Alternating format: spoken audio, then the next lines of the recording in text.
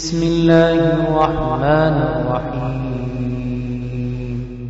تبارك الذي بيده الملك وهو على كل شيء قدير الذي خلق الموت والحياة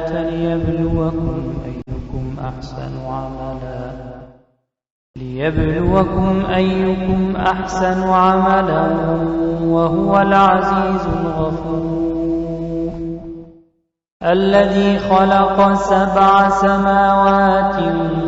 طباقا ما ترى في خلق الرحمن من تفاوت فارجع البصر هل ترى من فطور ثم ارجع البصر كرتين ينقلب إليك البصر خاسئا وهو حسير ولقد زينا السماء الدنيا بمصابيح وجعلناها رجوما للشياطين وأعتدنا لهم عذاب السعير وللذين كفروا بربهم عذاب جهنم وبئس المصير إذا ألقوا فيها سمعوا لها شهيقا وهي تفور تكاد تميز من الغيظ كلما ألقي فيها فوج سألهم خزنتها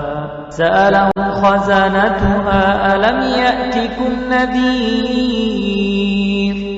قالوا بلى قد جاءنا نذير فكذبنا وقلنا ما نزل الله من شيء إن أنتم إلا في ضلال كبير وقالوا لو كنا نسمع أو نعقل ما كنا في أصحاب السعير فاعترفوا بذنبهم فسحقا لأصحاب السعير إن الذين يخشون ربهم بالغيب لهم مغفرة وأجر كبير وأسروا قولكم أو اجهروا به إنه عليم بذات الصدور ألا يعلم من خلق وهو اللطيف الخبير هو الذي جعل لكم الأرض ذلولا فامشوا في مناكبها وكلوا من رزقه وإليه النشور أأمنتم من في السماء أن يخسف بكم الأرض فإذا هي تمور أم أمنتم من في السماء أن يرسل عليكم حاصبا فستعلمون كيف نذير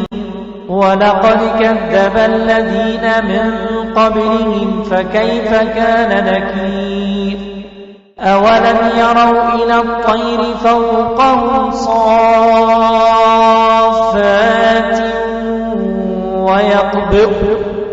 ما يمسكهن إلا الرحمن إنه بكل شيء بصير أمن هذا الذي هو جند لكم ينصركم من دون الرحمن إن الكافرون إلا في غرور أمن هذا الذي يرزقكم إن أمسك رزقه بل لجوا في عتو ونفور أفمن يمشي مكبا على وجهه